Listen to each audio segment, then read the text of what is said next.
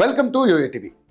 భారత్ నమ్ముకున్న వాళ్లను నెట్టేట ముంచే టైం కాదు. మిత్రద్రోహం, వెన్నుపోటు రాజకీయాలు లాంటివి మన దేశం చేయదు కూడా. అయితే భారత్తో ఒక్కసారి స్నేహం చేస్తే శాశ్వత మిత్రుడిగా మారిపోతారు. దేశ చరిత్రలో ఊరికే మనం ఎవరి జోలికి వెళ్ళింది కానీ, మన జోలికి వస్తే వదిలిపెట్టింది కానీ లేదు. అయితే హిందువులు కులాల వారీగా, వర్గాల వారీగా విడిపోవడం మూలంగా మనం కాస్త బలహీనపడడం జరుగుతుంది. అయినా కూడా మనం ఏ దేశం కంటే కూడా ఎక్కువ కాదు, తక్కువ అంతకన్నా కాదు. అలాంటి భారత్ను ట్రంప్ ఘోరంగా మోసం చేశాడు. ఈయనకు నోబెల్ పురస్కారం రావడం కోసం మన దేశం ఆపరేషన్ సింధూర్ను ఆపేశాననే క్రెడిట్ ఇవ్వలేదనే కసితో ట్రంప్ భారీగా దెబ్బ కొట్టాలని చూశాడు. ఈ క్రమంలోనే భారత్ రష్యా చమురును కొనుగోలు చేస్తుందనే సాకును చూపించి 50% సుంకాలను వేశారు.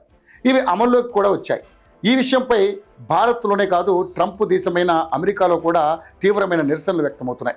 నిక్కీ హేలీతో పాటుగా అనేక మంది ఆర్థిక నిపుణులు, అక్కడి నాయకులు సైతం ట్రంప్పై ఆగ్రహం వ్యక్తం చేస్తున్నారు. ఈ క్రమంలోనే అమెరికా టాప్ ఎకనామిస్ట్ ఒకరు రంగులోకి దిగారు. ఆయన మాట్లాడుతూ, భారత్ ఒక గొప్ప సుసంపన్నమైన దేశం.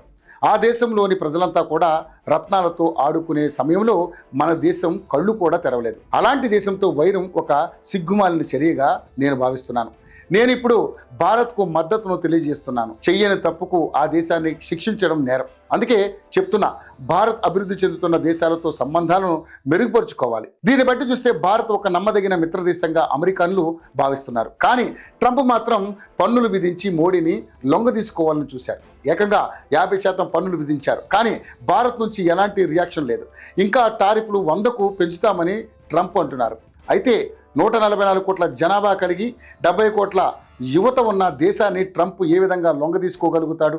భారత్లోనే కాదు, అమెరికన్ల నుంచి కూడా భారత్కు సపోర్ట్ వస్తుంది. మోడీని కూడా వారు సపోర్ట్ చేస్తున్నారు. అంటే ట్రంప్ తన జీవితకాలం శ్రమించినా కూడా మోడీని తలదించుకునేలా చేయలేడు. అది ఇంత తొందరగా ట్రంప్కు అర్థమవుతుందని ఎవరూ కూడా ఊహించలేదు. ఎవరు ఊహించిన విధంగా ట్రంప్ వైట్ హౌస్లోని తన ఓవెల్ కార్యాలయంలో మాట్లాడుతూ, నేను ఎల్లప్పుడూ భారత్ ప్రధాని నరేంద్ర మోదీకి స్నేహితుడిగానే ఉంటాను. ఆయన అద్భుతమైన గొప్ప ప్రధానమంత్రి. కానీ ప్రస్తుతం ఆయన చేస్తున్న పని నాకు నచ్చడం లేదు. కానీ భారతదేశం అమెరికా మధ్య ప్రత్యేక సంబంధం ఉంది. ఆందోళన చెందడానికి ఏమీ లేదు. కొన్నిసార్లు అలాంటి క్షణాలు వస్తాయని అన్నారు. అంటే ఇక్కడ ఆయన చైనా, రష్యాలతో సంబంధాలను పెంచుకోవడం ట్రంప్కు నచ్చడం లేదు. కానీ ఆయన మాత్రం భారత్, చైనా, రష్యాలను ఏమీ చేయలేక టారిఫ్లను విధించవచ్చునన్నమాట.